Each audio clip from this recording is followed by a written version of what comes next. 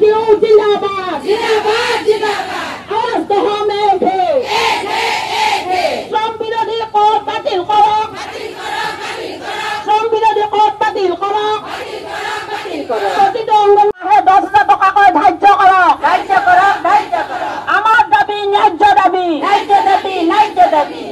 দাবি মানি লো জুলাই দাবি দিবস সমগ্র ভারতবর্ষত এই দাবি উত্থাপন হৈছে কাৰণ কেন্দ্ৰীয় চৰকাৰৰ দ্বাৰা পৰিচালিত এই আঁচনিখন কেন্দ্ৰীয় চৰকাৰক আমি আজি সমগ্ৰ ভাৰতবৰ্ষত এই কাৰ্যসূচীৰ মাধ্যমেৰে দাবি উত্থাপন কৰি দিছো। অঙ্গনবাড়ী কৰ্মী সহায়িকাৰ নিয়মীয়া কৰ্মচাৰী স্বীকৃতি দিয়া, মাননি নহয় মজুৰি দিয়া, ন্যূনতম মজুৰি 21,000 টকা ধাৰ্য কৰা, যেতিয়ালৈকে ন্যূনতম মজুৰি দিব নোৱাৰে 10,000 টকা মাননি বৃদ্ধি কৰা।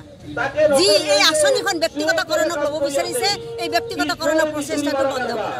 অঙ্গনবাড়ী কৰ্মী সহায়িকাক কামৰ উপৰি কাম BLO NRC Ayushman Bharat polio Arunodoi বিভিন্ন কাম চৰকাৰে আঁচনি নিয়োগ কৰে। আঁচনি ৰূপায়ণ কৰাৰ ক্ষেত্ৰত অঙ্গনবাড়ী কৰ্মী সহায়িকাকে তেওঁলোকে নিয়োগ কৰে। গতিকে অঙ্গনবাড়ী কৰ্মী সহায়িকাক চৰকাৰী কামত যদি নিয়োগ কৰা চৰকাৰী কৰ্মচাৰী হিচাপে আমাক গণ্য কৰিব লাগে, চৰকাৰী কৰ্মচাৰী হিচাপে গণ্য কৰি সেই মৰ্যাদা দিব লাগে। নতুন শিক্ষা নীতি আনিছে, নতুন শিক্ষা নীতি আনি প্ৰাথমিক বিদ্যালয় সংলগ্ন কৰিব যদি বিচাৰে তেনেহ'লে অঙ্গনবাড়ী কৰ্মীক তৃতীয় বৰ্গৰ কৰ্মচাৰী আৰু সহায়িকাক চতুৰ্থ বৰ্গৰ কৰ্মচাৰী হিচাপে স্বীকৃতি দিব লাগে।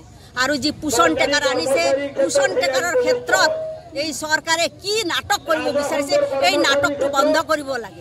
যি মোবাইল দিছে এই বজাৰত বিলুপ্ত হোৱা মোবাইল দিছে, আমি বাৰে বাৰে অনুৰোধ কৰিছোঁ, স্মাৰক পত্ৰ দিছোঁ, প্ৰতিটো কাৰ্যসূচীত আমি উত্থাপন কৰি দাবী উত্থাপন কৰিছোঁ উন্নত মানৰ মোবাইল দিব লাগে। মজুৰি কিয় বিচাৰিছোঁ, আজিৰ তাৰিখত এগৰাকী কৰ্মীয়ে এগৰাকী সহায়িকাই 16 ঘণ্টা কাম কৰিব লাগে।